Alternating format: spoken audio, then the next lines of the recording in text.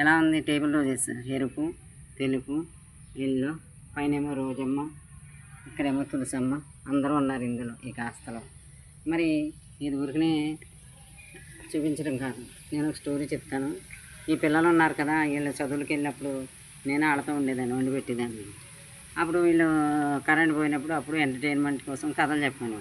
చిన్నప్పుడు అంతా కథలే, అప్పుడు టీవీలు ఎంతగా లేవు, ఉన్న చూడనిచ్చేవారు కాదు కదా.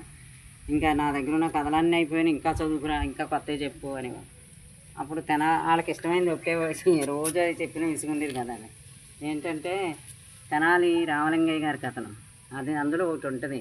ఆయన్ని తెనాలి రామలింగయ్యని ఏం చేస్తారంటే పీకి దాకా ఇసుకలో కప్పెడతారు. ఏమైందో గుర్తులేదు కానీ ఆయన దాని నుంచి తెలివిగా తప్పించుకోవాలన్నమాట.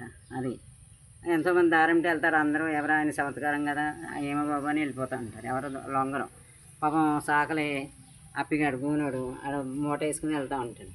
ఒరే అప్పిగా ఇలా రారా అని పిలుస్తాడు.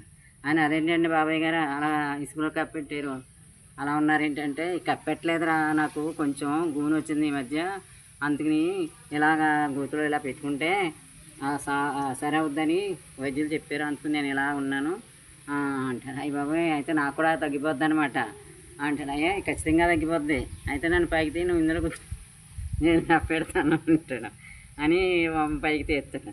పైకి తీస్తే ఆయన గూదులో పెట్టేసి ఇసుక పెట్టేసి నేను ఆగి ఇంటికి వచ్చేస్తాడు, రాజుగారి దగ్గరికి వచ్చేస్తాడు.